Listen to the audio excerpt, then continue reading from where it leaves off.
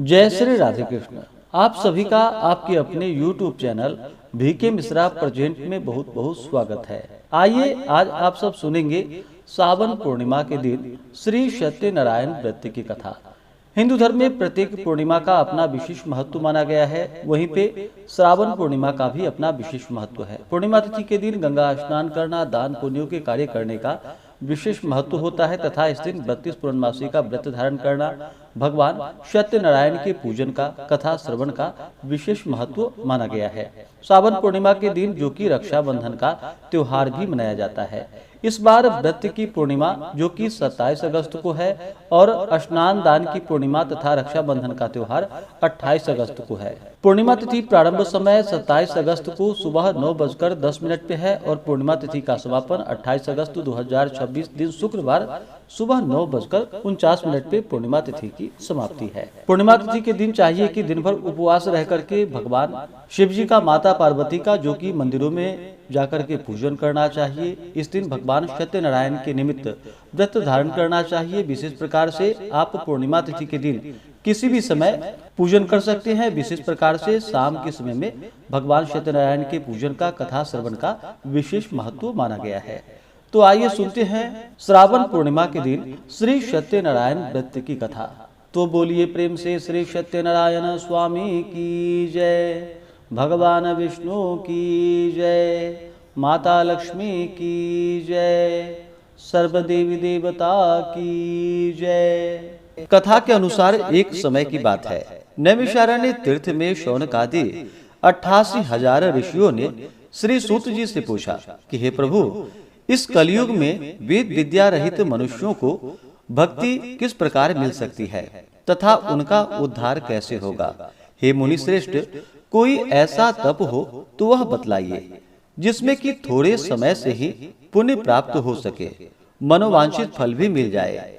इस प्रकार की कथा सुनने की हम इच्छा रखते हैं। सर्व शास्त्रों के ज्ञाता श्री सूत जी बोले कि हे वैष्णवों में पूज्य, आप सभी ने प्राणियों की हित की बात पूछी है, इसलिए मैं एक ऐसा श्रेष्ठ व्रत को आपको बतलाऊंगा जिसे नारद जी ने लक्ष्मी नारायण जी से पूछा था और लक्ष्मीपति जी ने मुनि श्रेष्ठ नारद जी से कहा था। आप सब इसे ध्यान से सुनिए। एक समय की बात है, योगीराज नारद जी दूसरों के हित की इच्छा के लिए अनेकों लोकों में घूमते हुए मृत्यु लोक में आ पहुंचे। वहां उन्होंने अनेक योनियों में जन्मे प्रायः सभी मनुष्यों को अपने कर्मों द्वारा अनेकों दुखों से पीड़ित देखा। उनका दुख देखकर नारद जी सोचने लगे, ऐसा क्या यत्न किया जाए जिसके करने से निश्चय रूप से मानव के दुखों का अंत हो जाए। इसी विचार पर मनन करते हुए विष्णु लोक में गए। वहां वह देवों के इष्ट नारायण की स्तुति करने लगे, जिनके हाथों में शंख, चक्र, गदा और पद्म थे, गले में वरमाला पहने हुए थे। स्तुति करते हुए नारद जी बोले कि हे भगवान, आप अत्यंत शक्ति से संपन्न हैं। मन तथा वाणी भी आपको नहीं पा सकती। आपका आदि, मध्य तथा अंत नहीं है। निर्गुण स्वरूप सृष्टि के कारण भक्तों के दुख को दूर करने वाले हैं। आपको मेरा नमस्कार है। नारद जी की स्तुति सुनकर भगवान विष्णु बोले कि हे मुनि श्रेष्ठ, आपके मन में क्या बात है? आप किस कारण के लिए यहाँ पर पधारे हैं, उसे निसंकोच होकर हमसे कहिए। इस पर नारद मुनि बोले कि मृत्यु लोक में अनेक योनियों में जन्मे मनुष्य अपने कर्मों द्वारा अनेकों दुखों से दुखी हो रहे हैं। हे नाथ, आप मुझ पर दया रखते हैं तो यह बतलाइए कि वो मनुष्य थोड़े प्रयास से ही अपने दुखों से कैसे छुटकारा पा सकते हैं। भगवान श्री हरि बोले कि हे नारद, मनुष्यों की भलाई के लिए तुमने बहुत ही अच्छी बात पूछी है। जिसके करने से मनुष्य मोह से छूट जाता है, वह बात मैं तुमसे कहता हूँ, उसे सुनो। स्वर्ग लोक व मृत्यु लोक दोनों में एक दुर्लभ उत्तम व्रत है जो पुण्य को देने वाला है। आज प्रेमवश होकर मैं तुमसे वही कहता हूँ। यह व्रत श्री सत्यनारायण भगवान का व्रत है। अच्छी तरह विधान पूर्वक करके मनुष्य तुरंत ही यहाँ सुख को भोग कर मरने पर मोक्ष को पाता है। श्री हरि के वचन को सुनकर नारद जी बोले, उस व्रत का क्या फल है, उसका क्या विधान है, यह व्रत किसने किया था, इस व्रत को किस दिन करना चाहिए, सभी कुछ विस्तार पूर्वक हमसे बतलाइए। नारद जी की बात को सुनकर भगवान श्री हरि बोले, दुख व शोक को दूर करने वाला, यह सभी स्थानों पर विजय दिलाने वाला है। मानव को भक्ति व श्रद्धा के साथ शाम को श्री सत्यनारायण की पूजा धर्म पारायण होकर ब्राह्मणों व बंधु बांधवों के साथ करनी चाहिए। भक्ति भाव से ही नैवेद्य, केले का फल, घी, दूध और गेहूं का आटा सवाया ले। गेहूं के स्थान पर साठी का आटा, शक्कर तथा गुड़ लेकर वह सभी भक्षण योग्य पदार्थों को मिलाकर भगवान को भोग लगाए। ब्राह्मणों सहित बंधु बांधवों को भी भोजन करवाए। उसके बाद स्वयं भोजन करे। भजन कीर्तन के साथ भगवान की भक्ति में लीन हो जाए। इस तरह से सत्यनारायण भगवान का यह व्रत करने पर मनुष्य सारी इच्छाएं निश्चित रूप से पूरी कर सकता है। इस कली काल अर्थात कलयुग में मृत्यु लोक में मोक्ष का यह एक सरल उपाय है। इस प्रकार से श्री सत्यनारायण व्रत कथा में पहले अध्याय की कथा पूर्ण हुई। अब सुनते हैं दूसरे अध्याय की कथा। सूत जी बोले, हे ऋषियों, जिसने पहले समय में इस व्रत को किया था उसका इतिहास मैं कहता हूँ, ध्यान पूर्वक सुनो। सुंदर काशीपुरी नगरी में एक अत्यंत निर्धन ब्राह्मण रहता था। भूख प्यास से परेशान वह धरती पर घूमा करता था। ब्राह्मणों से प्रेम करने वाले भगवान ने एक दिन ब्राह्मण का वेश धारण कर उसके पास जाकर पूछा कि हे विप्र, नित्य दुखी होकर तुम पृथ्वी पर क्यों घूमते हो? दीन ब्राह्मण बोला, मैं निर्धन हूँ, भिक्षा के लिए धरती पर घूमा करता हूँ। हे भगवान, यदि आप इसका कोई उपाय जानते हो तो वह बतलाइए। वृद्ध ब्राह्मण कहते हैं कि सत्यनारायण भगवान मनोवांछित फल को देने वाले हैं, इसलिए तुम उनका पूजन करो। इसे करने से मनुष्य सभी दुखों से मुक्त हो जाता है। वृद्ध ब्राह्मण बनकर आए सत्यनारायण भगवान उस निर्धन ब्राह्मण को व्रत का सारा विधान बतलाकर अंतर ध्यान हो गए। ब्राह्मण मन ही मन सोचने लगा कि जिस व्रत को वृद्ध ब्राह्मण करने को कह गए हैं मैं उसे जरूर करूंगा। यह निश्चय करने के बाद उसे रात में नींद भी नहीं आई। वह सवेरे उठकर सत्यनारायण भगवान के व्रत का निश्चय कर भिक्षा मांगने के लिए चला गया। उस दिन निर्धन ब्राह्मण को भिक्षा में बहुत सारा धन मिला, जिससे उसने बंधु बांधवों के साथ मिलकर श्री सत्यनारायण भगवान का व्रत संपन्न किया। भगवान सत्यनारायण का व्रत संपन्न करने के बाद वह निर्धन ब्राह्मण सभी दुखों से छूट गया और अनेक प्रकार की संपत्तियों से युक्त हो गया। उसी समय से यह ब्राह्मण हर माह इस व्रत को करने लगा। इस तरह से सत्यनारायण भगवान के व्रत को जो मनुष्य करेगा वह सभी प्रकार के पापों से छूटकर मोक्ष को प्राप्त हो जाएगा। सूत जी बोले कि इस तरह से नारद जी से नारायण जी का कहा हुआ श्री सत्यनारायण व्रत को मैंने तुमसे कहा है। हे विप्रो, अब मैं क्या कहूँ? ऋषि बोले कि हे मुनिवर, संसार में उस विप्र से सुनकर और किस किस ने इस व्रत को किया, हम सब इस बात को सुनना चाहते हैं। इसके लिए हमारे मन में श्रद्धा और भक्ति भाव है। श्री सूत जी बोले कि हे मुनियों, जिसने इस व्रत को किया है वह सब सुनो। एक समय वही विप्र धन व ऐश्वर्य के अनुसार अपने बंधु बांधवों के साथ इस व्रत को करने को तैयार हुआ। उसी समय एक लकड़ी बेचने वाला बूढ़ा आदमी आया और लकड़ियां बाहर रखकर अंदर ब्राह्मण के घर में गया।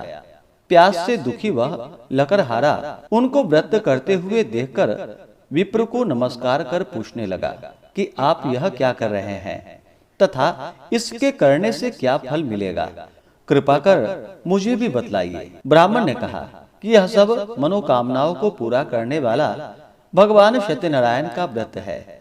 इसकी कृपा से ही मेरे घर में धन धान्य आदि की वृद्धि हुई है।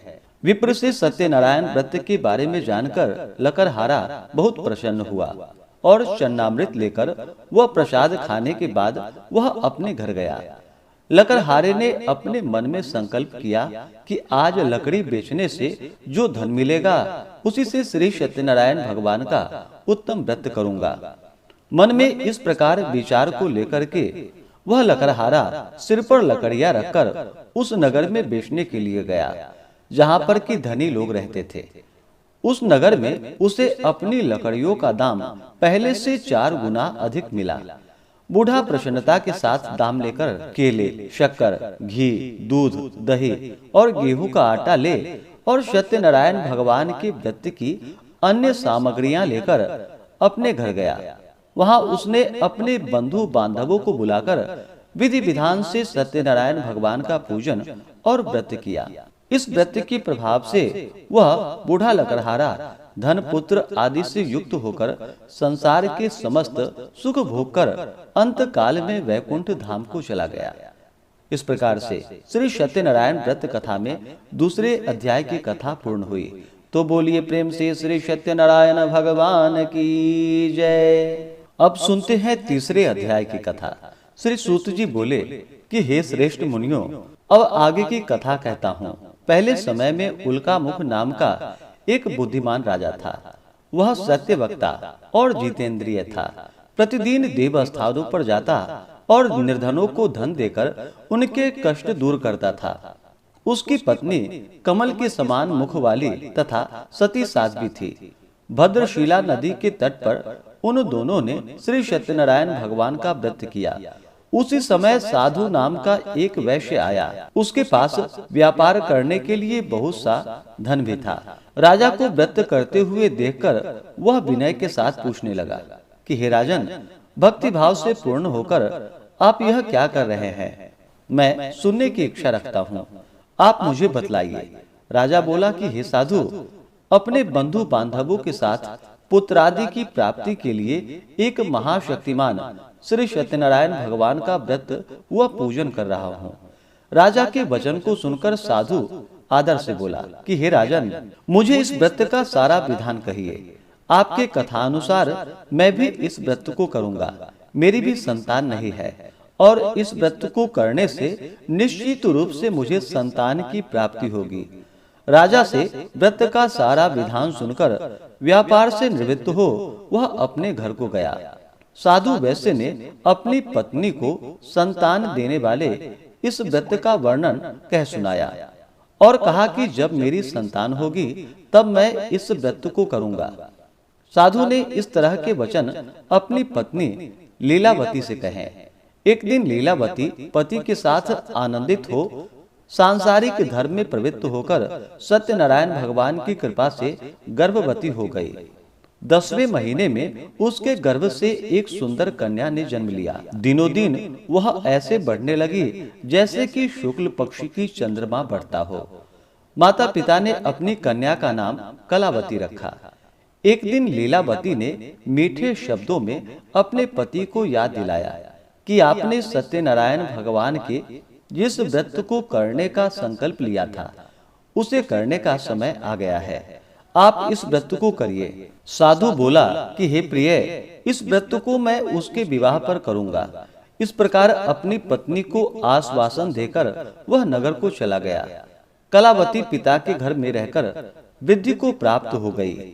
साधु ने एक बार नगर में अपनी कन्या को सखियों के साथ देखा तो तुरंत ही दूत को बुलाया और कहा कि मेरी कन्या के योग्य वर देखकर आओ। साधु की बात सुनकर दूत कंचन नगर में पहुंचा और वहां देखभाल कर लड़की के लिए सुयोग्य वणिक पुत्र को ले आया।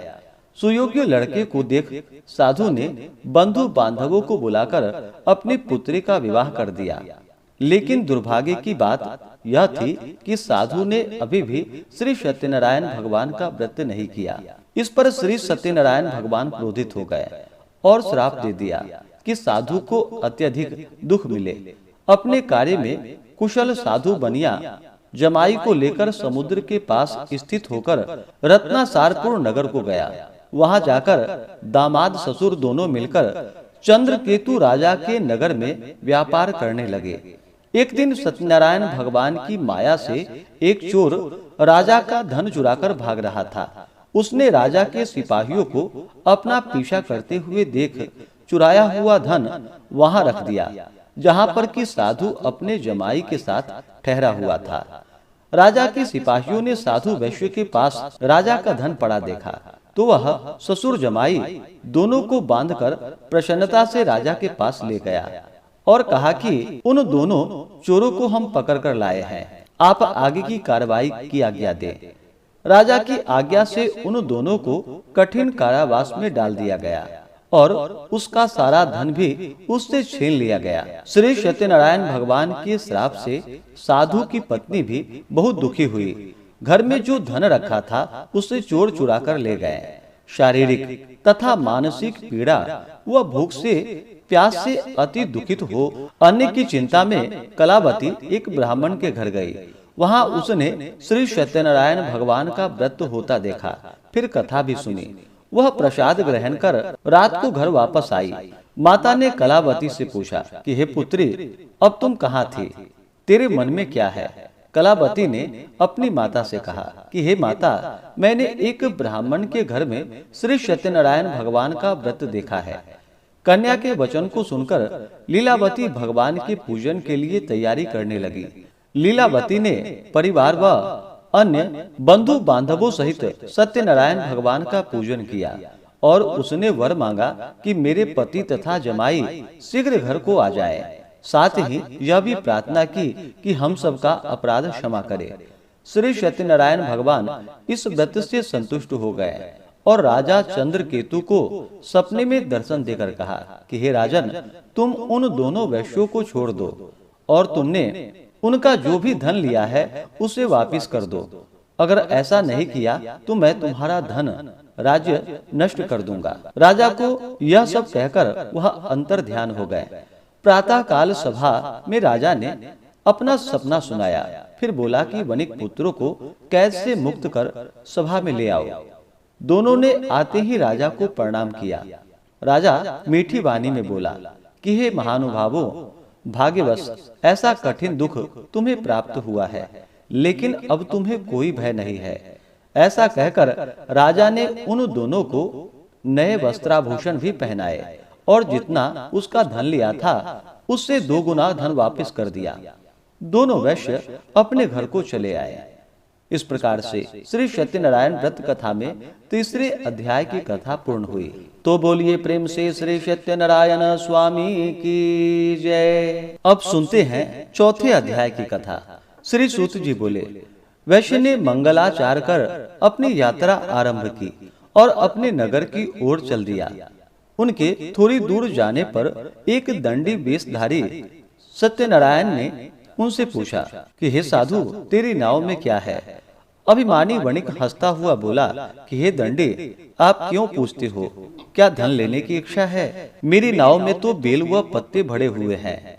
वैसे के कठोर वचन को सुनकर भगवान बोले, तुम्हारा वचन सत्य हो। दंडी ऐसे वचन को कहकर वहां से दूर चले गए। कुछ दूर जाकर समुद्र के किनारे बैठ गए। दंडी के जाने के बाद साधु वैश्य ने नित्य क्रिया के पश्चात नाव को ऊंचा उठा हुआ देखकर अचंभा किया और नाव में बेल व पत्ते आदि को देखकर वह मूर्छित होकर जमीन पर गिर पड़ा। मूर्छा खुलने पर वह अत्यंत शोक में डूब गया। तब उसका दामाद बोला कि आप शोक न मनाए, यह दंडी का श्राप है, इसलिए हमें उनकी शरण में जाना चाहिए, तभी हमारी मनोकामना पूरी होगी। दामाद की बात को सुनकर वह दंडी के पास पहुंचा और अत्यंत भक्ति भाव से नमस्कार करके बोला, मैंने आपसे जो जो असत्य वचन कहे थे उसके लिए मुझे क्षमा कर दे। ऐसा कहकर महान शोकातुर होकर वह रोने लगा। तब दंडी भगवान बोले कि हे वणिक पुत्र, मेरी आज्ञा से बार बार तुम्हें दुख प्राप्त हुआ है, तू मेरी पूजा से विमुख हुआ है। साधु बोला कि हे भगवान, आपकी माया से ब्रह्मा आदि देवता भी आपके रूप को नहीं जान सकते, तब मैं अज्ञानी कैसे जान सकता हूँ? आप प्रसन्न होइए। अब मैं सामर्थ्य के अनुसार आपकी पूजा करूंगा, मेरी रक्षा कीजिए और पहले के समान नौका में धन भर दीजिए। साधु वैश्य के भक्ति पूर्वक वचन को सुनकर भगवान प्रसन्न हो गए और उसकी इच्छानुसार वरदान देकर अंतर ध्यान हो गए। ससुर जमाई जब नाव पर आए तो नाव धन से भरी हुई थी। फिर वहीं अपने अन्य साथियों के साथ सत्यनारायण भगवान का पूजन कर अपने नगर को चल दिया। जब नगर के नजदीक पहुँचे तो दूत को घर पर खबर करने के लिए भेज दिया। दूत साधु की पत्नी को प्रणाम कर कहता है कि मालिक अपने दामाद सहित नगर के निकट आ गए हैं। दूत की बात को सुनकर साधु की पत्नी बड़े हर्ष के साथ सत्यनारायण भगवान का पूजन कर अपनी पुत्री कलावती से कहा कि मैं अपने पति के दर्शन को जाती हूँ, तू कार्य पूर्ण कर शीघ्र आ जाना। माता के ऐसे वचन को सुनकर कलावती जल्दी में प्रसाद छोड़कर अपने पति के पास चली गई। प्रसाद की अवज्ञा के कारण श्री सत्यनारायण भगवान रुष्ट हो गए और नाव सहित उसके पति को पानी में डुबो दिया। कलावती अपने पति को वहां न पाकर रोती हुई जमीन पर गिर गई। नौका को डूबा हुआ देखकर वह कन्या को रोता हुआ देखकर साधु दुखी होकर बोला कि हे प्रभु, मुझसे तथा मेरे परिवार से जो भूल हुई है उसे आप क्षमा कीजिए। साधु के दीन वचन को सुनकर श्री सत्यनारायण भगवान प्रसन्न हो गए और आकाशवाणी हुई कि हे साधु, तेरी कन्या मेरे प्रसाद को छोड़कर आई है, इसलिए उसका पति अदृश्य हो गया है। यदि वह घर जाकर प्रसाद खाकर लौटती है तो उसे उसका पति अवश्य प्राप्त होगा। ऐसी आकाशवाणी को सुनकर कलावती घर पहुंचकर प्रसाद खाती है और फिर अपने पति के दर्शन करती है। इसके बाद साधु अपने बंधु बांधवों सहित श्री सत्यनारायण भगवान का विधि विधान से पूजन करता है और इस लोक का सुख भोग कर अंत में स्वर्ग को जाता है। इस प्रकार से श्री सत्यनारायण व्रत कथा में चौथे अध्याय की कथा पूर्ण हुई। तो बोलिए प्रेम से श्री सत्यनारायण स्वामी की जय। अब सुनते हैं 5वें अध्याय की कथा। सूत जी बोले कि हे ऋषियों, मैं और भी एक कथा सुनाता हूँ, उसे भी ध्यान पूर्वक सुनो। प्रजा पालन में लीन तुंग ध्वज नाम का एक राजा था। उसने भी भगवान का प्रसाद त्याग कर बहुत दुख पाया। एक बार वन में जाकर वन्य के पशुओं को मारकर वह बड़े के पेड़ के नीचे आया। वहां उसने ग्वालों को भक्ति भाव से अपने बंधुओं सहित सत्यनारायण भगवान का पूजन करते हुए देखा। अभिमानवश राजा ने उन्हें देखकर भी पूजा स्थान में नहीं गया और ना ही उसने भगवान को नमस्कार ही किया। ग्वालों ने राजा को प्रसाद दिया, लेकिन उसने वह प्रसाद नहीं खाया और प्रसाद को वहीं पर छोड़कर अपने नगर को चला गया। जब वह नगर में पहुंचा तो वहां सब कुछ तहस नहस हुआ पाया, तो वह शीघ्र ही समझ गया कि यह सब भगवान ने ही किया है। वह दोबारा ग्वालों के पास पहुंचा और विधि पूर्वक पूजा करके प्रसाद खाया तो सत्यनारायण भगवान की कृपा से सब कुछ पहले जैसा हो गया और दीर्घ काल तक सुख भोगने के बाद मरणोपरांत उसे स्वर्ग की प्राप्ति हुई। जो मनुष्य परम दुर्लभ इस व्रत को करेगा तो भगवान सत्यनारायण की अनुकंपा से उसे धन धान्य की प्राप्ति होगी, निर्धन धनी हो जाता है और भय मुक्त हो जीवन जीता है। संतानहीन मनुष्य को संतान सुख प्राप्त होता है और सारे मनोरथ पूर्ण होने पर मानव अंत काल में वैकुंठ धाम को जाता है। श्री सूत जी बोले, जिन्होंने पहले इस व्रत को किया है अब उनके दूसरे जन्म की कथा कहता हूँ। वृद्ध सतानंद ब्राह्मण ने सुदामा का जन्म लेकर मोक्ष की प्राप्ति की। लकड़हारे ने अगले जन्म में निषाद बनकर मोक्ष को प्राप्त किया। उल्का मुख नाम का राजा दशरथ होकर वैकुंठ को गए। साधु नाम के वैश्य ने मोर ध्वज बनकर अपने पुत्र को आरे से चीरकर मोक्ष पाया। महाराज तुंग ध्वज ने स्वयंभू होकर भगवान में भक्ति युक्त हो कर्म कर मोक्ष को प्राप्त किया। इस प्रकार से श्री सत्यनारायण व्रत कथा में 5वें अध्याय की कथा पूर्ण हुई। तो बोलिए प्रेम से श्री सत्यनारायण स्वामी की जय, भगवान विष्णु की जय, माता लक्ष्मी की जय। इसी प्रकार से जो भी भक्त सच्ची श्रद्धा के साथ भगवान सत्यनारायण की पूजा करते हैं, कथा श्रवण करते हैं तो भगवान सत्यनारायण की कृपा से उनके सभी प्रकार के दुख और कष्ट दूर हो जाते हैं तथा सभी प्रकार के मनोरथ की सिद्धि होती है और अंत में भगवान के धाम की प्राप्ति होती है। तो आशा करता हूँ कि यह जानकारी आपको अच्छा लगा हो। इसी प्रकार से ज्ञानवर्धक जानकारियाँ प्राप्त करते रहने के लिए, व्रत पूजा के बारे में जानने के लिए, कथा को सुनने के लिए तो चैनल को लाल बटन दबा करके सब्सक्राइब करें, साथ में बेल आइकन घंटी को दबाएं ताकि आने वाली वीडियो का नोटिफिकेशन आपको समय से मिलता रहे। वीडियो को लाइक करें, शेयर करें। सुखी रहें और स्वस्थ रहें। जय श्री राधे कृष्ण। धन्यवाद।